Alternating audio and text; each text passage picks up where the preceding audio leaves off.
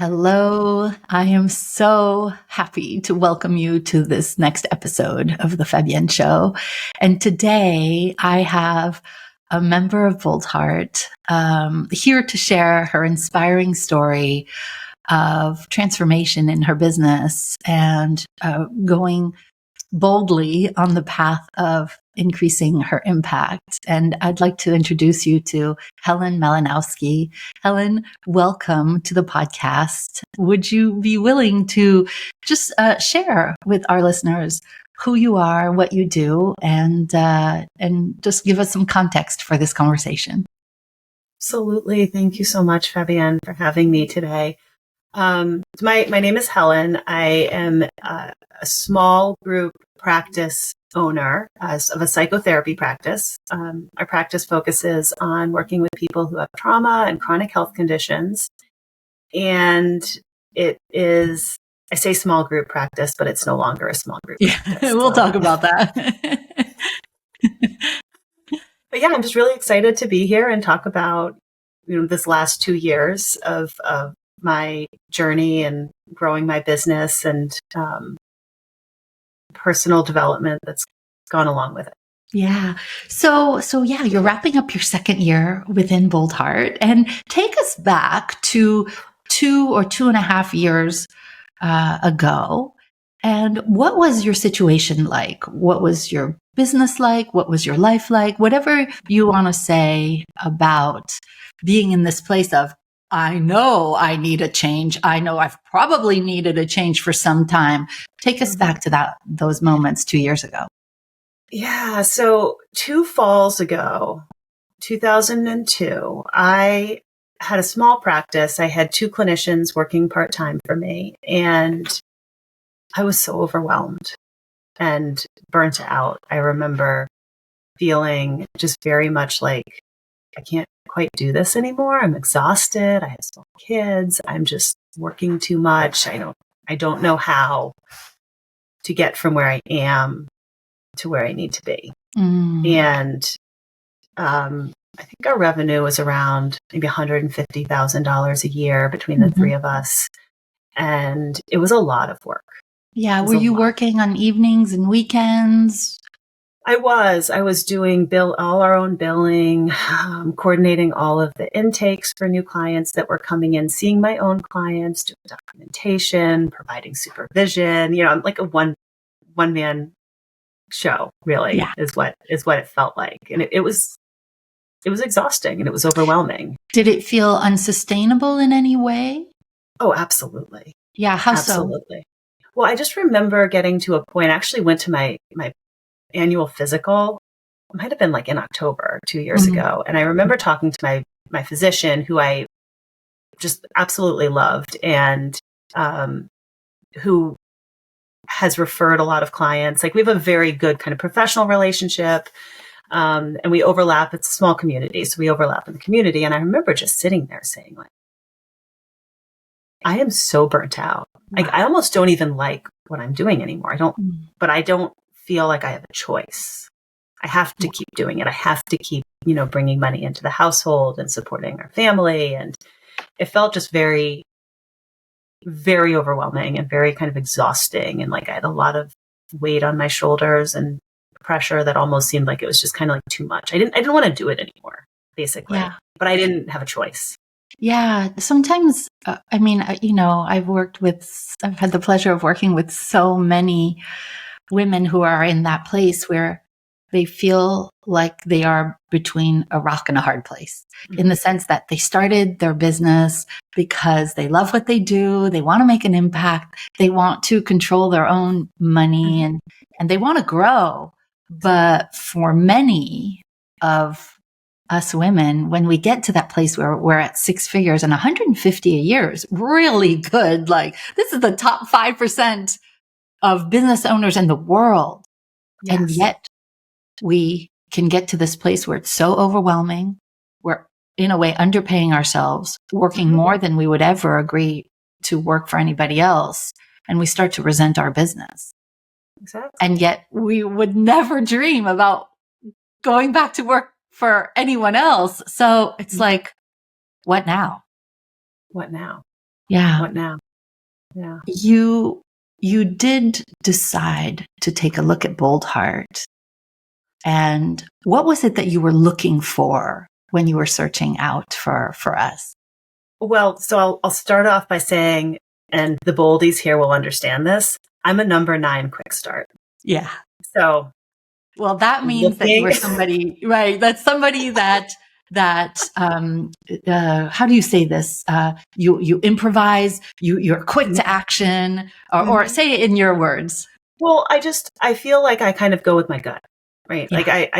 I'm not a person who spends an awful lot of time researching options or weighing the pros and the cons. I come across something and I have a gut feeling. It's something that's gone into a lot of my hires. I mean, I utilize a lot of the tools that I've learned in terms of like assessments and how to formulate my job postings. But the truth of the matter is, when it comes down to it, I go with my gut, Yeah. and my gut is either says like this is going to be good, or this isn't going to be good. Yeah. Um, So when you found, and I'm the same way, I'm a fact finder in the sense that I will look at all the facts, but at the end of the day, I check in with my guides or, my internal guidance system. And I make the decision from my heart, not from my fear. Yeah. And what were you saying at the time when you found Bold Heart? What was it that you heard that made you say, you know what, this is for me? I heard that there is all of this stuff about running a business that I instinctively like knew needed to happen, but I had no idea what it was or how to get there. I came across, it was through Facebook. And so it was one of it's a couple hours, right? It's like an Yeah. introduction, Yeah. and you got on, and I was like, what on earth is this? What am I doing? What on earth is this? But like, I signed up, and as you started talking and started presenting this material, I was like, this isn't something I can do on my own. Like, this Yeah. is something that I need. I need the information, but I also need the community. Mhm. I need people to lean on and to help me be accountable to following through on all of these steps. And so I came out of that, you know, was it 4 hours? Is it a It 4 was hour? 4 hours. It was 4 hours. I called came out of that 4 hours yeah. thinking, oh my gosh, like this is like my place, if that makes sense, right? Like, it just Mhm. had this feeling of, this is my place. These are my people. And the interesting thing is, there are people who were in that 4 hours who I'm still encountering in this program. We're Yeah. still like crossing paths, and it's a community. Yeah. And so I felt like you have something to offer me, to teach me, to guide me, that's going to make all of this possible, and not feel like I just don't want to do it anymore. Like, it kind of gave me that fire and that sense of purpose. It's what I've heard is that so if you're listening to this and you don't know what Helen is referring to, it's a half day event that I occasionally do on Zoom. And it seems crazy to create a half day event for the person who has no time. I get it. But what I put forth in that sacred time where female business owners come together and take down the wall around their heart and are able to say, you know what? While I look like I have it all together on the outside, I'm exhausted. I don't know if I can keep going at this pace. It touches my heart. That's why the emotion comes up. And yes, I present a methodology of you don't have to be miserable at 6 figures. I know how that could be like, oh, champagne problems, but this is very real for somebody who's been building their business, her business for so many years and thought it would be, like the ultimate, to then be completely overwhelmed and wonder if this is really all there is to successful entrepreneurship. What I share in the half day is it doesn't have to be this way. And yet what got you here won't get you there. So for you to go to multiple six figures with 14 weeks of unplugged vacations per year, you have to start doing less. And so not only in this event do I cover the 8 pillars that are in my book, The Leveraged Business, but we also talk about the power of community. We talk about the fact that most of us, while we're really intelligent, we don't necessarily hold ourselves accountable, or we talk ourselves out of the big things that we want just because we're in isolation. And so you heard this and you saw the power of community. Was there any resistance to joining the program at that moment? Or were you like, I'm doing it? I'm doing it. I'm doing it. Yeah. Obviously this isn't something this is something I've worked on, but there was some fear of the cost of it. Yeah, for sure. The cost, the commitment, will it work? Will I show up? Yeah. Yeah. And it felt,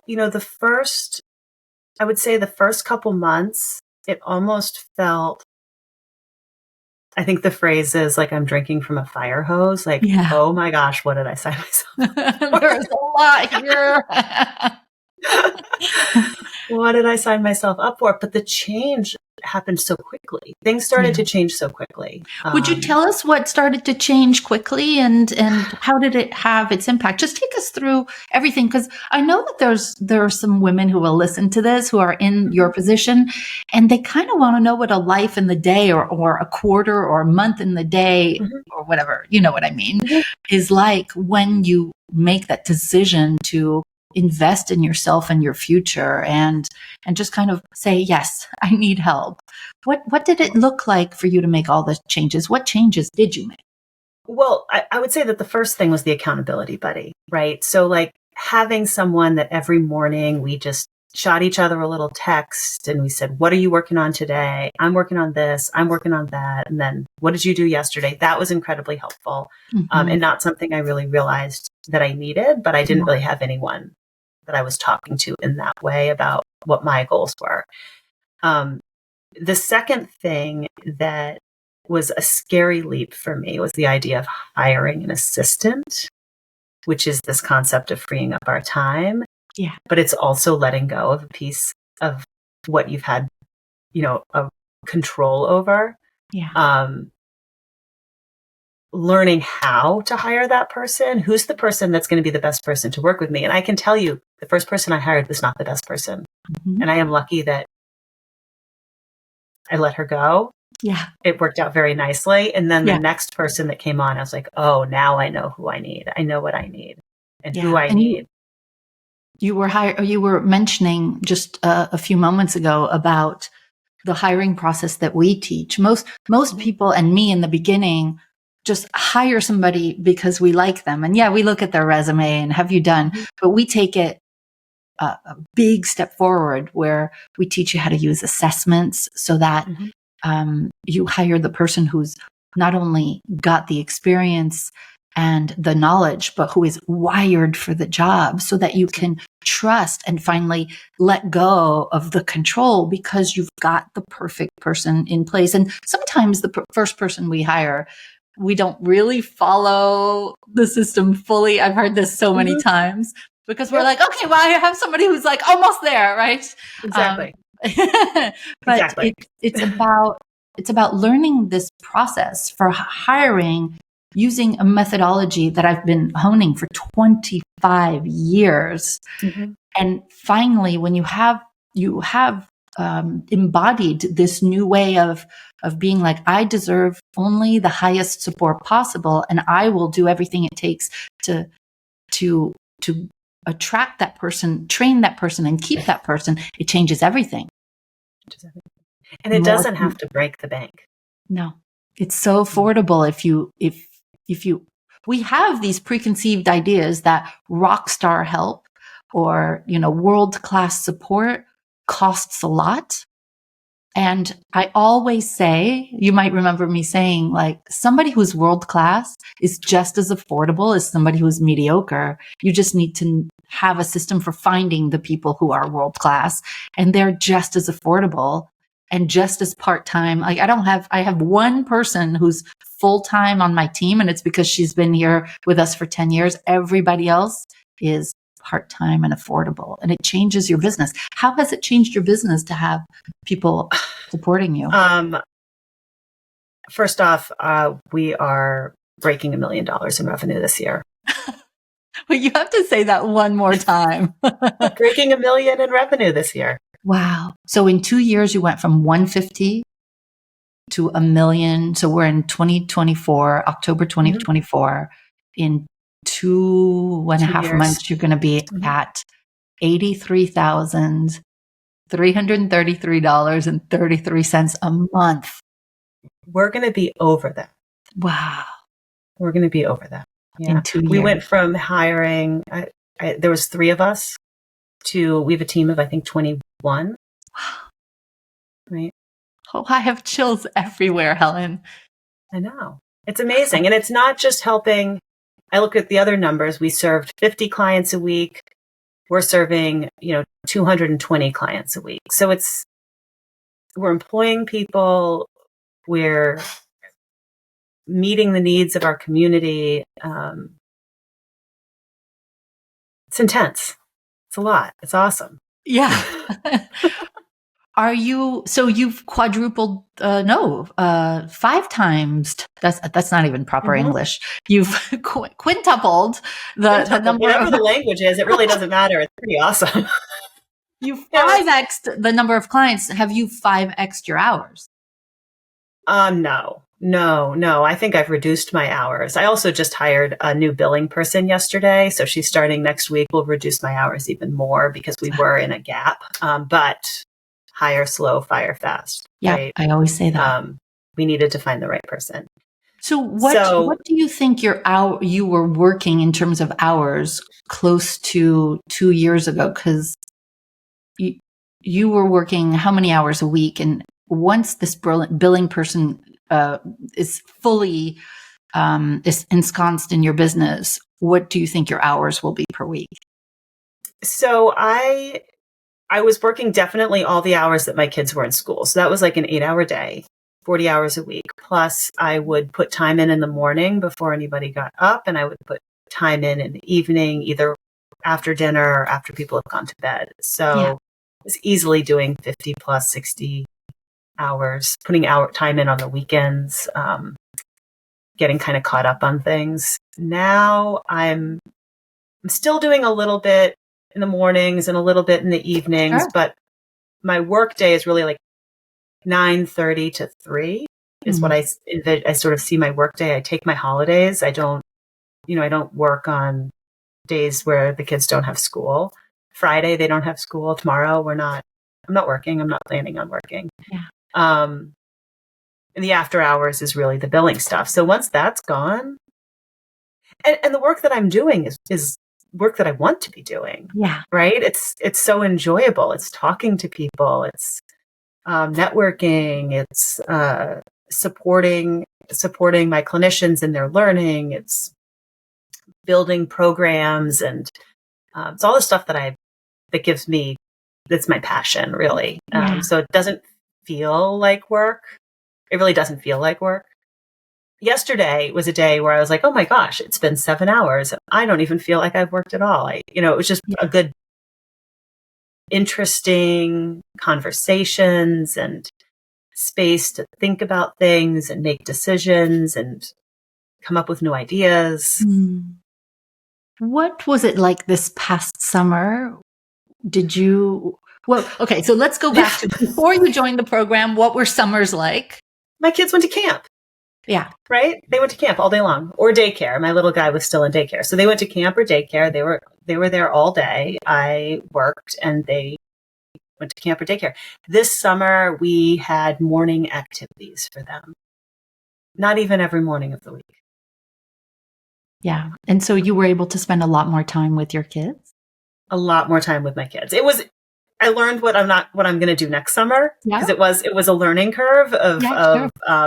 But I pulled way back from the business. I sort of embraced this idea of, let's see how things are running and how far I can pull back, and then where do I need to step back in, and that's the stuff that we're going to tighten up. Everything is a work in progress. At least in my life, I try something. I boldly try something and say, okay, if it works, great. If it, quote, doesn't work, I'm going to learn and apply my learnings for the next time around. My highest value in business is always improving.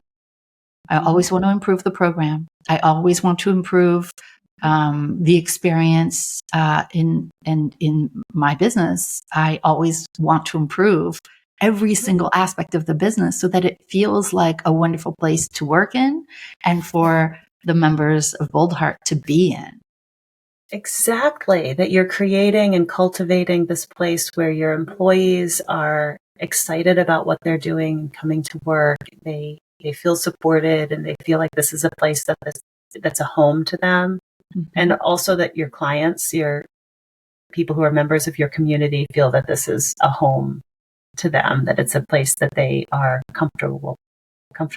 Where do you think you would be now at the end of 2024 if you hadn't stepped into Bold Heart and made that leap of faith from your heart, from your gut? Would you be at 1 million this year and maybe probably 2 million next year and 3 million the next year? You wouldn't be. I wouldn't be. No, I'd probably be where I was. I don't think much. I mean, certainly things change, right? Like I may have made some steps in a certain direction, but I also think that there was a part of me that was being drawn towards some form of business coaching. I just didn't know what that was going to look like. I hadn't quite, in hindsight, I can say, oh yeah, I've been kind of like pulled in this direction, but I didn't know what that was going to look like. I have to say, I was talking with a friend of mine this morning. We run as a group on Thursday mornings, and I was like talking with her about this. Her husband has a business and she helps in his business. And I was like, but this is different, right? This is operating a business from a different type of energy. And so many of the directions that I've encountered just doesn't feel quite right, if that makes sense. Yeah, it doesn't absolutely. have that sense of I'm leading from here.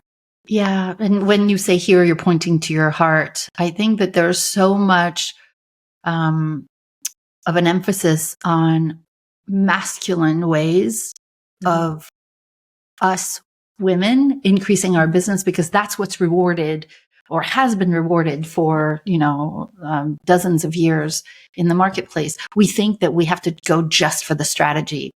The problem that I encountered over my last 25 years is, and I had mostly male coaches, because that's really what the only thing that was around, or else I had coaching from women who were really masculine, and who didn't have little children at home. I crossed the $1 million mark 16 years ago with literally babies at home, and they couldn't understand. And it was really like, okay, put on your masculine mask and now do the thing. I'm like, what about my heart? What about the fact that what you're asking me to do does not feel congruent with my values? And how about I want to be able to enjoy my kids while they're growing up and enjoy my husband and not be working evenings and weekends and being able to take vacations and actually be by the pool or building sandcastles with the kids. That wasn't part of the thing. And I appreciate you saying that. I want to bring up a myth that some people had, that they think, okay, I need to have a one-on-one coach to be able to grow my business exponentially. And that's usually a thing that comes up. And sometimes they talk to my team and say, but I don't want a community, or I just want one-to-one access. What have you, and maybe this is something you were thinking about when you were, originally thinking about coaching, what was the role of the Bold Heart community in the success of getting to 1 million this year? Seeing myself reflected in other women and seeing the things that they were struggling with and realizing, oh, that same thing is the thing that's holding me back. And I wouldn't have known, Yeah. right? I wouldn't even have known, fears around money. What's my money mindset? That was a big thing, right? What's my money mindset? I can't afford this. I'm not going to handle my money well. Yeah. I'm going to spend it before I make it, right? All of this stuff. I didn't even realize that those were things that were holding me back from growing my business. Visibility, right? Being afraid to be seen, being afraid to be out there, having, people know that I have a successful business. I mean, that's like a ridiculous fear, but it's not ridiculous. It's not so ridiculous many people if it's your fear, right? It's yeah, so many valid. people have it. It is. And so seeing that other people are identifying these fears, working on them, changing. It's like, oh, I can do that too. Yeah. I think that one of the amazing things about this community, and I have an innate ability, innate gift, I don't mind saying it, of creating inclusive communities that normalize that you can scale your business as a woman, being feminine, and that it normalizes that you don't have to be a certain person. You can be you. Like, in the best sense of the word, I hope this lands right. In the best sense of the word, do you feel like just like a normal gal? I do. Yeah. I do. I do. I feel pretty normal. In fact, I feel more normal than I did before in some ways. I think there's a kind of like stepping into yourself that happens. Yeah. Yeah. I invite women when they're in our inner circle in the program to be the fullest expression of who they really are. And sometimes I think there's this, if you look at Instagram or you look at, anything on the internet, to be like a boss woman, you have to have the extensions and the nails and the long legs and the stilettos. That's just not me. I don't think that's you. I'm not even wearing shoes right now. Neither am I, actually, under my desk. And there is this way that to be in a community of other real women who have big hearts, who are generous and kind and giving and inclusive and vulnerable in the fact that they're not trying to compete. They're actually willing to take down the wall around their heart and say, this is who I am. This is what's getting in my way. These are my fears and beliefs, but yet these are my aspirations. And can I really do this? Can you help me believe in myself? Can you help me with my mindset? Can you help me not feel alone? When we're surrounded by women who are like that too, in their own way, who see you like the bigger version of yourself, see you in your dream fulfilled as you see them, there is this incredible energy that is so vibrant, where a community of women who deeply care about each other and believe in each other, that what that translates to is people start reaching their goals much, much quicker than they ever would on their own. They feel like they're part of something bigger, perhaps for the first time ever, at least in business. And it really does change your energy. Well, you tell me, has it changed your confidence in yourself? Oh, it absolutely has. And it's, as you're saying this, I'm reflecting that it's not just me and the Bold Heart community. I'm realizing that this is being brought into my own business, right? That I'm like, oh, I can run a business from this place, and my employees will feel supported and lifted up, and as though, that they have opportunities for growth. And I'm more than happy to share, how I got here with them. I've had these conversations one-on-one with a number of my employees, because ultimately they're all clinicians. They're someday going to want to have their own business. I believe that, and I want them to succeed. And if they can bring some of this energy into the work that they're doing and where they're trying to go in their own lives, then it's just passing it along. Yeah. Paying it forward. Paying it forward. That's what it is. That's what it is. We were thinking about that before pressing record today. What's that term? Paying it forward. I was sharing with you, Helen, that being here and sharing your story will change women's lives, some women's lives, where they are at that place where you were like, I'm making 150 and yet I resent my business, or I'm like, is this going to be the rest of my career? I don't know if this feels like what I intended. And she's in that place right now, and she's listening intently right now because she deeply wants to realize that it's possible.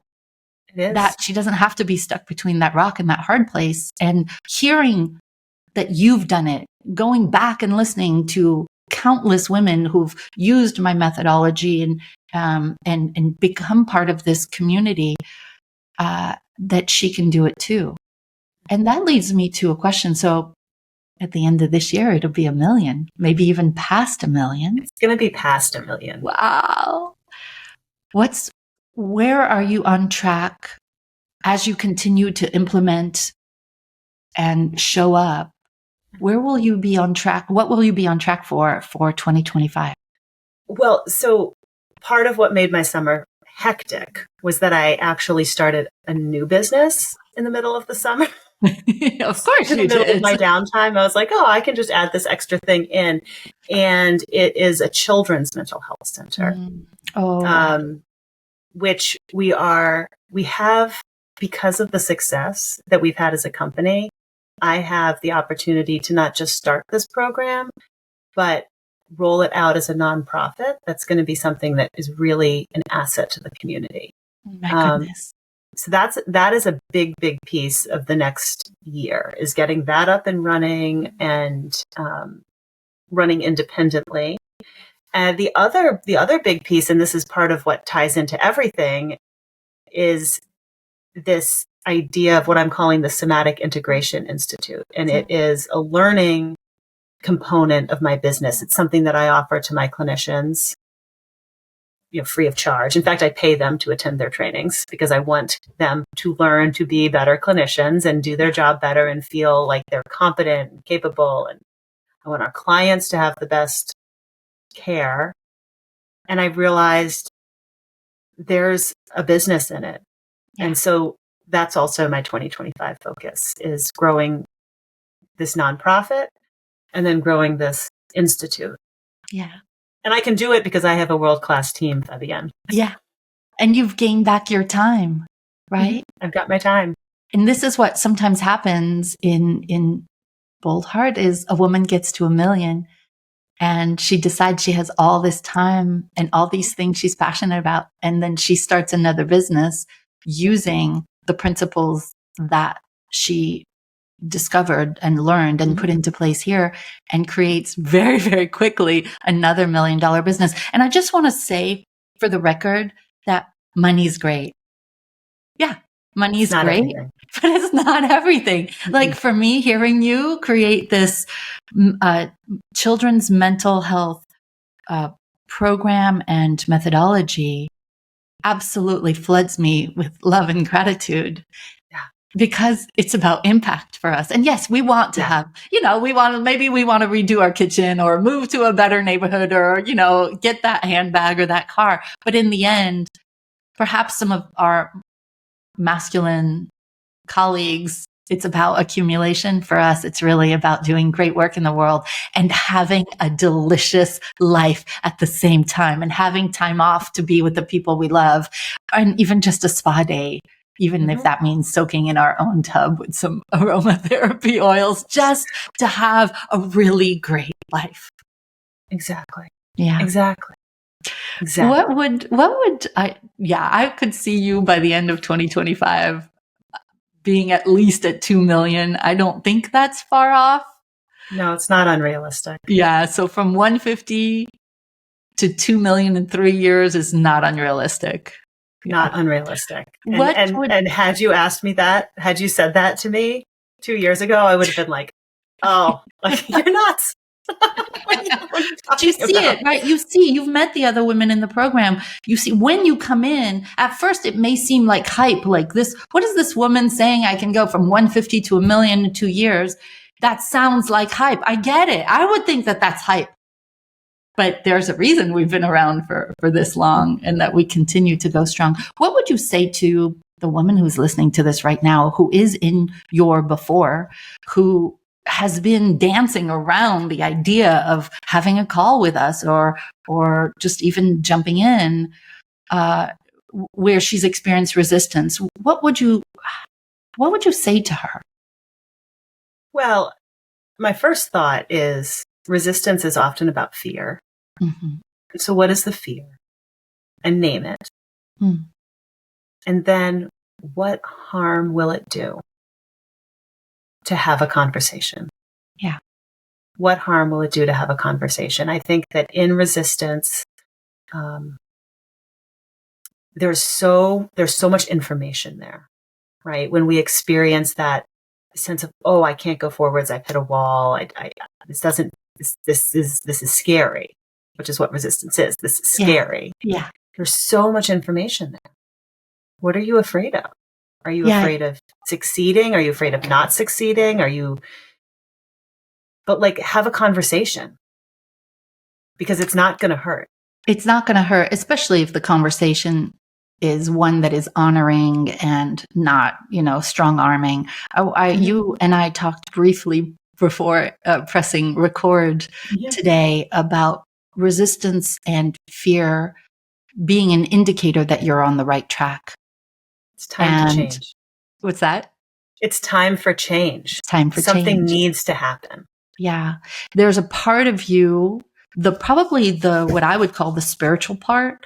I don't mean religious. I mean, like, there's a part of your soul that's saying you are meant for more, but perhaps your ego or your fear-based brain, if I can just reduce it to that, will say, no, we don't want any risk. And it's that internal struggle between that little voice that says, I am meant for more. There is more for me. No. And then if you can, to your point, Helen, really quiet the fear and listen to the little voice inside that says, take a leap, take a chance. We've got you. Mm-hmm. Go for it. That's when miracles happen. This is a community that's not going to let you, that's not going to drop you. Yeah. This community is amazing. Yeah. Thank you so much, Helen, for your incredibly inspiring account of these close to 2 years. I literally think you are changing people's lives, and not only in your work and in the work that you're creating to touch so much more people, but even in just this conversation. Some will say, with tears in her eyes, this is what I needed to give myself permission to step into the fullest expression of my work on this planet. Yeah. Thank you so much. Thank you so much for having me. Thanks, Helen. Thanks, everybody, for tuning in. I hope this filled you with hope and inspiration. Here's to you going out to do your greatest work in the world while having a delicious life. I'll see you next time. Thanks, everybody.